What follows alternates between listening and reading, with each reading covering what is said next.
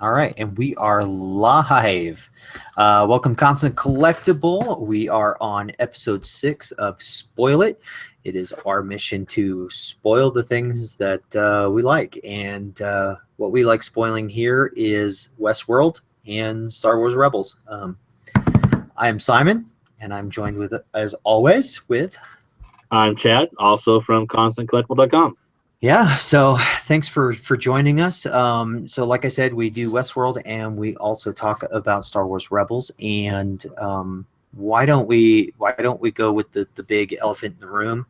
Last Sunday was the final episode, the season finale of Westworld, season 1, episode 10, and before we kind of jump into the spoil it, we were just doing some reading here, and we found that season 2 is not going to come back until 2018. And Chad, why don't you tell them what the reasoning was? Yeah, we right before we hopped on hopped on live here, we were kind of perusing, see what the release date might be for season 2, because I'm sure some of you out there who are watching this might also be fans. If you're not, go watch the series. You will be. We found out that the series will not air before 2018, and basically because they don't want to go up against HBO's Golden Goose, which is Game of Thrones. So, and they're getting a very late start in filming, basically because of the weather conditions, not because it's too severe, it's because they don't have any snow yet. So, kind of hard to film the White Walkers walking through green. So, yeah, so the season 2 won't be back to us until probably sometime in 2018. My guess is the same time period we got this year, maybe. So, Sounds about right. September. So, which that's a long time to wait for season 2. I'm gonna be honest with you. Yeah. But it is what it is. We're gonna have to deal with it. I'm sure we'll have to watch Westworld a couple times until then. At least I will be. But yeah, so let's dive into the spoilers for this one. I mean, oh my god! I mean, I text you numerous times, not only to be kind of a weenie, but Yeah. to also, when we talked about there being numerous episodes, not episodes, but numerous worlds, and we found that out last night. Yes, Well, which not was last night, but so this past awesome. It was so awesome. This whole show is we're living in the Westworld, and during the sequence where Mandy is trying to escape because she thinks that she can do this on her own, which of course, finding out from Bernard is that she was actually programmed to do all this. And she escapes with the help of, and I always forget that guy's name, but the tech guy, and of course some of the people that she recruited. When she goes to escape through one portion of the facility, we get SW, which you walk into all these samurai warriors training, being built, all that kind of stuff. And so SW, South World. So if they're going to play it like a compass, we have Westworld, we have South World, so then we'll still have, East and North, which I was kind of surprised it wasn't EW because of... Well, I wasn't sure they would go with something like that, or Shanghai or Samurai World. I mean, I thought they would keep it pretty basic, but we have 2 years to find out, obviously, or a year and a half, into what they're going to be calling that. I mean, all we know is it's titled SW. So Yeah. But besides all that, that was just one small teaser that we got, which is really cool. So much went on in this past episode. If you have not watched it, you're gonna get all the cool information. But the other reason I kind of text you was because of Ford's involvement in bringing forth the AI. I thought that was what was transpiring, because when they kept coming back to the programming that Arnold was doing this, well, the only other person that was capable of using Arnold's passwords and all that stuff was Ford. And I thought about that last week. And so when you get back into it, then it's Ford who's doing all this manipulation. He's not trying to actually save his park. He's trying to bring the host alive, like which was his partner's main goal, which we found out this past episode and the episode before that, which was Bernard is actually Arnold, made in his image and everything. Mm-hmm. Just like how we found that Arnold had built, Ford's family and kept him in that little area. It was fascinating to me that I love how this thing has been written, and the dialogue that is created, where you have Ford talking about how he finally realized that he was wrong and Arnold was correct the entire time. And unfortunately, Arnold could only take it so far. And Ford's like, oh, wait, now I can take it the rest of the distance, even though I screwed up and all this stuff happened. Absolutely loved it. I loved what happened to Ford, because he knew what was going to happen to him, it seems, because that was part of his new narrative, which was fantastic. Yeah, he basically wrote what transpired there. And I loved Ed Harris's look on his face towards the end when he got shot in the arm, because he realized, okay, I'm getting my ultimate wish, which is the hosts are going to fight back. Yep. This is a real game. And so I'm hoping they don't do away with him. I'm hoping they bring him back and he's having to fight his way out. Which kind of seems that way, because one of the major things is finally we now confirmed that William is the Man in Black.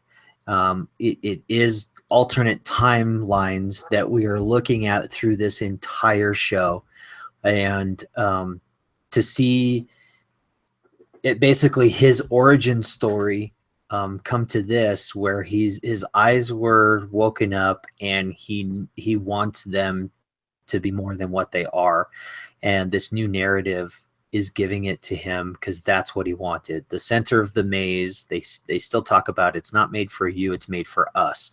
And the center of that maze is the consciousness, the free will, all of that stuff that Arnold builds and Bernard continues to build on also. And it's fantastic the way it's done. I think it would be kind of cool if somebody out there took all 10 episodes and re-edited it from start to finish, which I think would be kind of neat to see. But on top of that, what we have to remember too is that, remember back in episodes 1 through, let's say, 5, when Dolores has those private meetings with Bernard, and we think that it's after he's been rebuilt. That never actually took place. She actually sat in this room by herself, talking to herself, thinking that she's talking to Bernard or actually Arnold, when that was just her inner voice. Yeah, her Jiminy Cricket basically showed up, which was fantastic, because I'm like, oh, okay, it makes sense now. And all of a sudden it's like, no, who are you really listening to? And if you listen carefully, there was a tweak on the voice as it started to switch, because you heard a little of Ford, Anthony Hopkins' voice, you heard a little Bernard, and then it started going a different direction. And then all of a sudden it's like, oh, she is sitting across from herself, which was amazing. I mean, the show, and here we have to wait for so long. They're like, and that's just like the tip of the iceberg. There's so much that was going on. You've got Maeve's character in what she was doing and how they were coming alive and what she was using them for, because she used her army, right? Yeah, that was brilliant. She had her out. She was on the train ready to go, and yet she stopped and got back off to go back after that little girl who was, her written, daughter. Which, the only issue I had with the season finale is this: is that Dolores's old host's dad, the old sheriff, he was, they had all that stuff put in his head, basically so that he could get off, or not get off, but get out of the property and get back to corporate, because he would have all the secrets to Westworld. You never found out what happened. That's true. That's right. They talked about it. Okay, just make sure he can get out of here. He looks like a normal human being. He has, personality, but yet they never talked about him again. That's true. They did leave that hanging, which maybe will get a little, I don't know. Maybe that's just one of those loose ends that they never go back and fix. Because when you create so many scenarios, it's very hard to tie them all up. I mean, if you look at what Lost did, Lost kind of played on this same vibe of, you're always wanting to go back, you're wanting to see what was going on. There was such a mystery, but they dangled so many carrots that they couldn't answer all the questions, and this might just be one of those. It to me, though, it's kind of a big one too, because it's like we were building towards this, and now it's like, wait, what happened? Right. Yeah, so much transpired, and it wasn't just an hour; it was an hour and a half. Yeah, I know. Which is really neat. And I was up late because I'm like, oh my gosh, it's still going, but it was so good that I didn't realize that it was so long.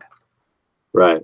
Because I'm just like, I felt like as I'm watching this, I'm like, there was those moments that I finally came back and I was like, wait, what time is it?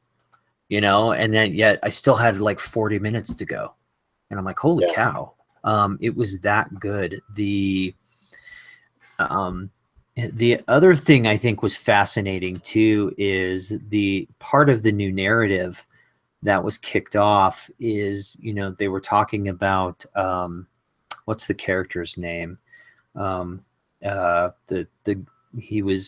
showed him earlier on as he was a soldier from the North, and then they kind of tweaked it and they're like, no, it's this character, this is who he is. And then they kind of pulled back again. And why can't I think of the name of the character? It's from the new narrative.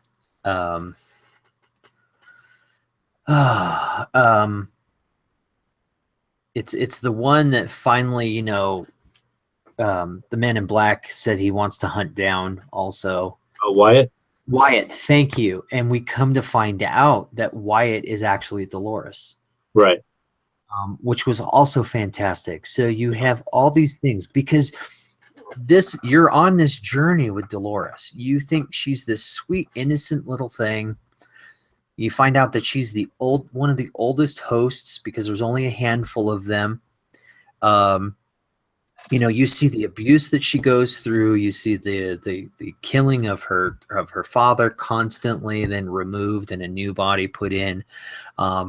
You get this William story that she goes through. She gets taken advantage from soldiers there as well. I mean, it gets really dark, and then all of a sudden you find out that really she's this beast, and at the end, she comes to the realization that, yes, I made the maze. I'm at the center of the maze. And the part where she walks up behind Marsden's character, when she's about, yes, when she's standing behind Teddy and she comes up and she just says, this is not their world.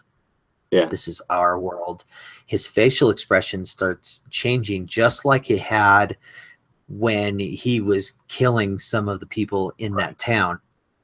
And you watch her slowly walk up with the gun behind her hand as Ford's character's giving this speech, and it's his own farewell speech. Because number one, they were having him step down. They wanted him to return. He's like, sure, no problem. This is going to be great. All this stuff. We're going to have this big old party. Is there anything else you want me to add? And you could see the look in that the person that corporate sent in. She kind of like, wait, why is he acting like this? Right. The very end, when Dolores walks up behind Ford and just right in the back of the head, you have all the people that were in cold storage basically coming out of the tree line, which Ed Harris is like paying attention to. That's when he gets shot and then realizes, hey, I'm getting my dream. This is awesome. Because he laughs. He absolutely laughs at the fact that he got shot, which is fantastic. Because he's like, oh, I'm happy now.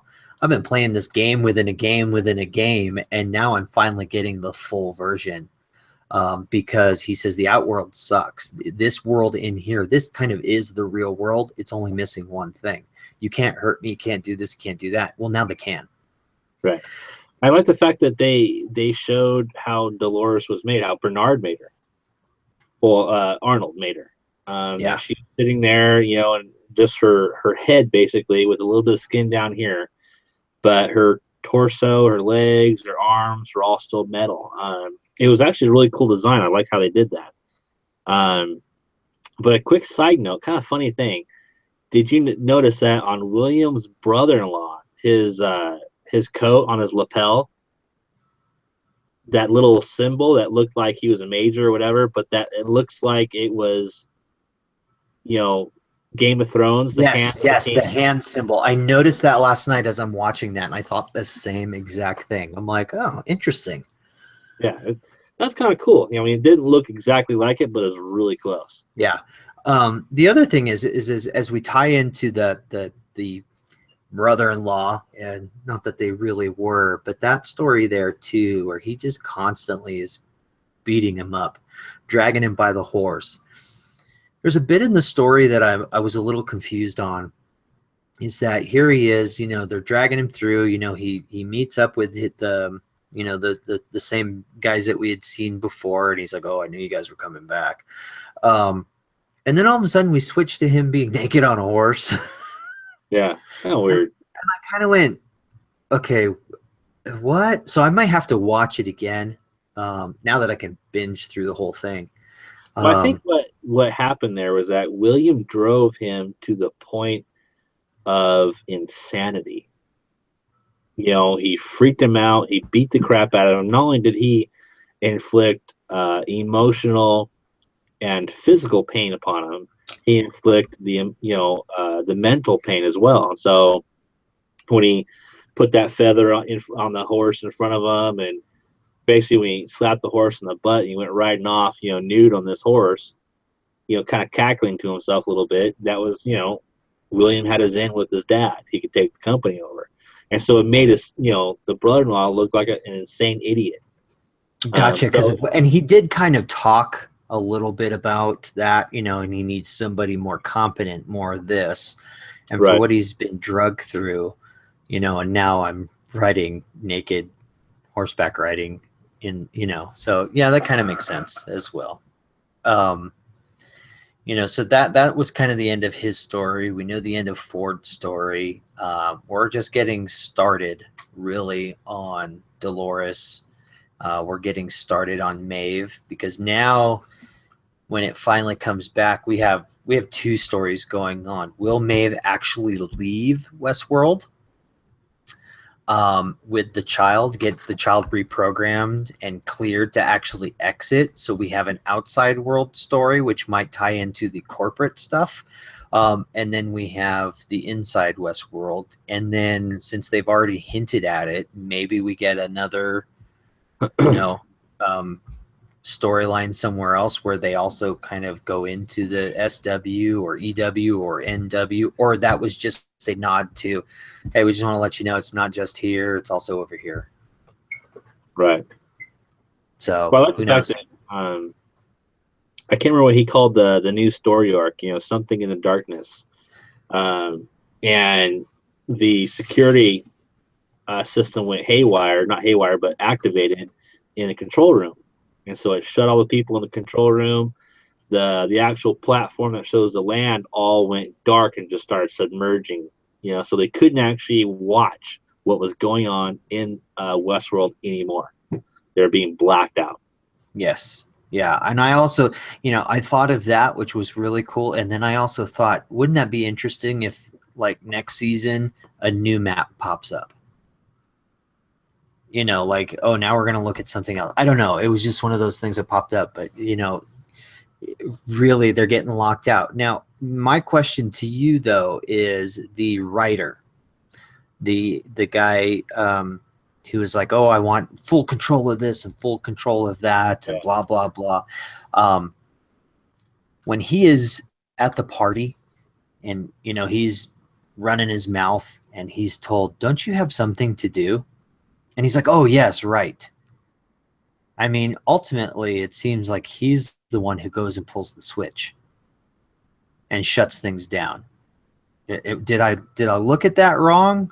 Or No, when he was standing at the controls and he was flipping switches, and that was him getting into where all the extras were because he was going to use all the extras. that's right.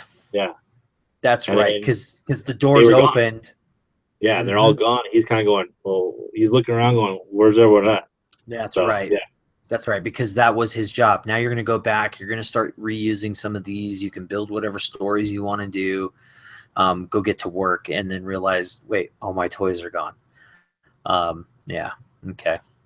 Man, that's good stuff. Yeah, I do need to go back and watch this again.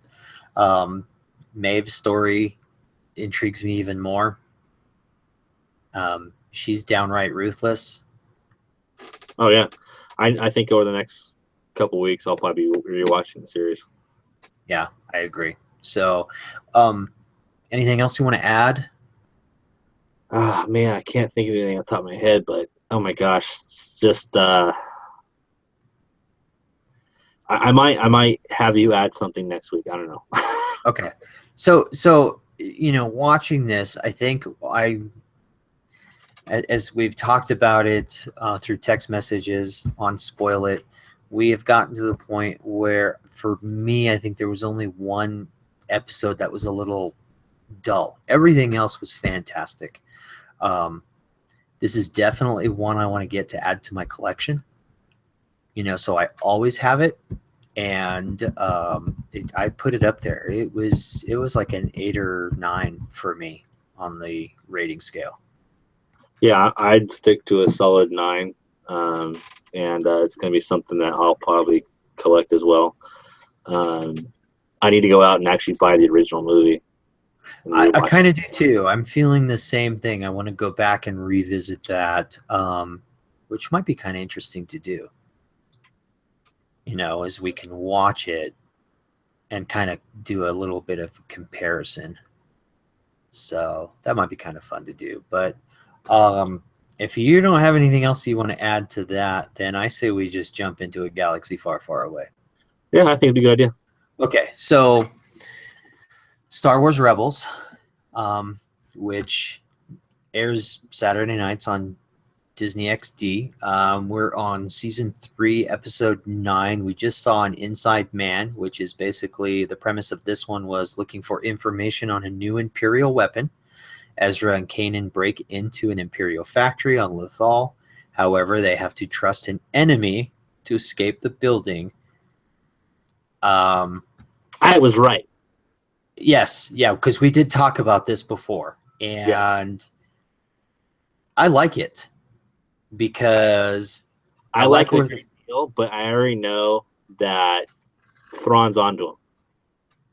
yes, because of the way he uses. So basically, Agent Callus, we find out, is the new what's the term that they use? Fulcrum. Fulcrum. And so in the short version, as Ezra and Kanan are using some friends from past episodes to gain access to this facility because they're sabotaging things, Thrawn shows up, basically knows what's going on, and has them test their own things. People are dying, so they have to try and escape before they're caught. The way that they escape is Agent Callus, because he is Fulcrum, which for some of them is a little hard to swallow because of Agent Callus and who he is and who he has been. So very cool episode. Yeah, I liked it. It led some more into who and what Thrawn is. Not only is he highly intelligent, and he sees the not only short picture but the long picture of the battle and what goes on, but how ruthless he is too. and that he'll go to whatever lengths he deems necessary.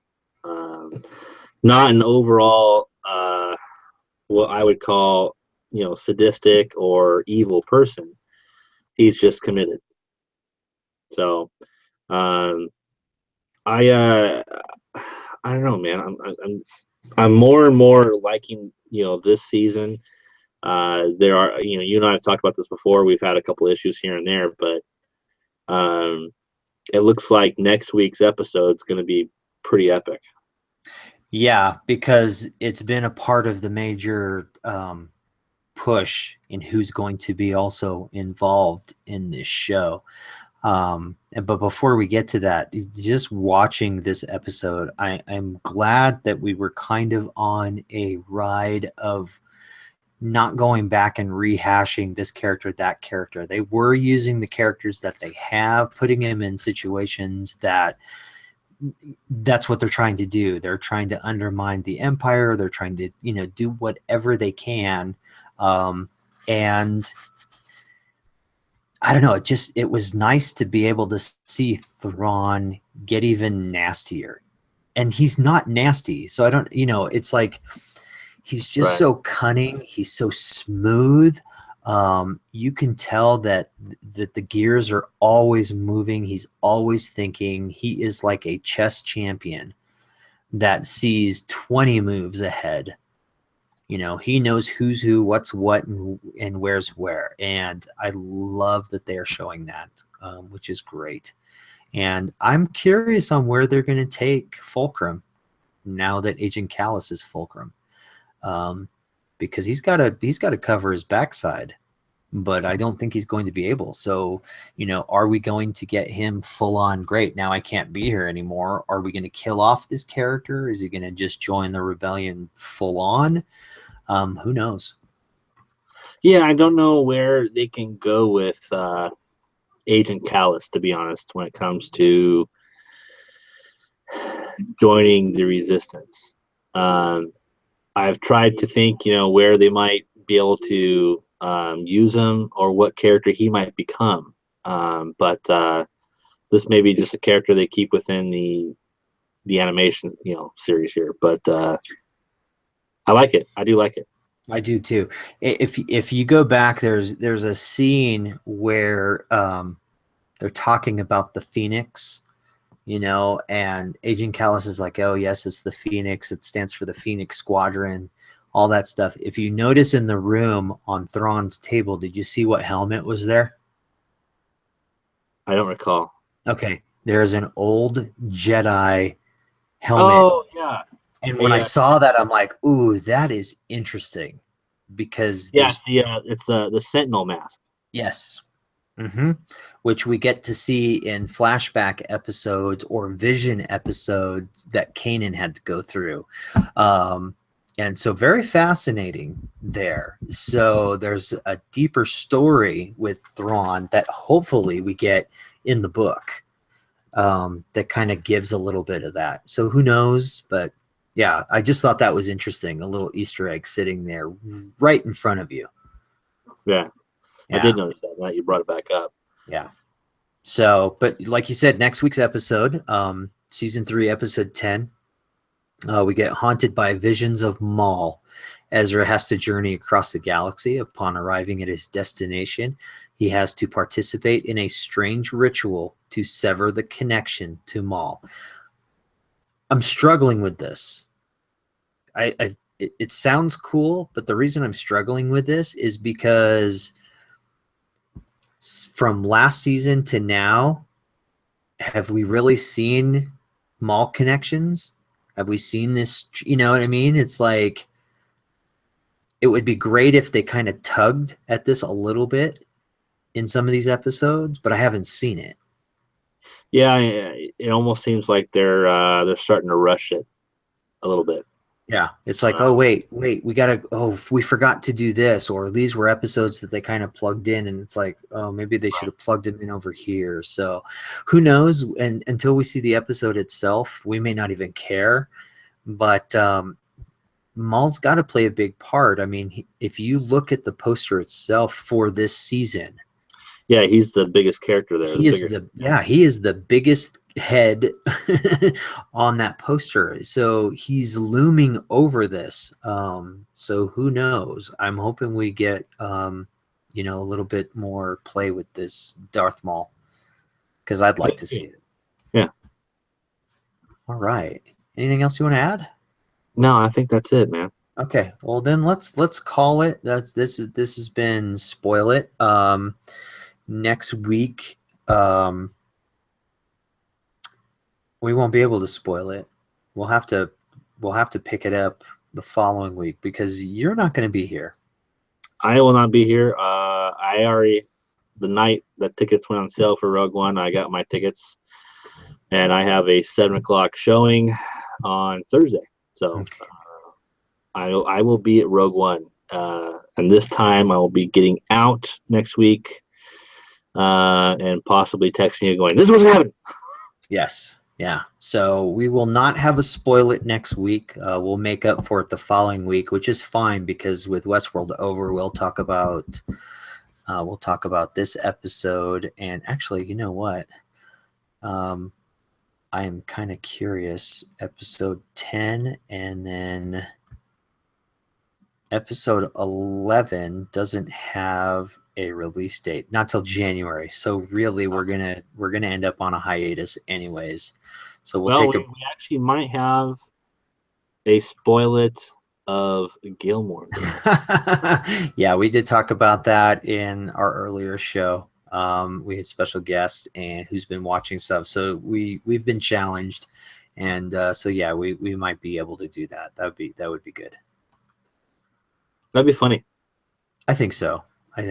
Like I said before, I like the main actress in that show, so we'll see what it's all about. So, Chad, where can they find you? You can find me on Twitter at ChadGriffin12. You can find me on Instagram at DJ Kilt, Facebook Chad Goodwin, and also on our website at ConstantCollectible.com. Leave me a post, leave me a message, tell me what you think. I think I shall do that. I'm Simon, ConstantCollectible.com. You can find me at C_collectible. This has been another episode of Spoil It. Again, we won't be here next week, but we'll be here the following week. Thanks for watching. Leave a comment, share, like, and let us know if there's anything else you would want us to spoil. If there's a show that you are just, you know, in love with and think we should be too, let us know. And thanks for watching, and we'll see you in 2 weeks. Bye. Take care, everybody. See you then.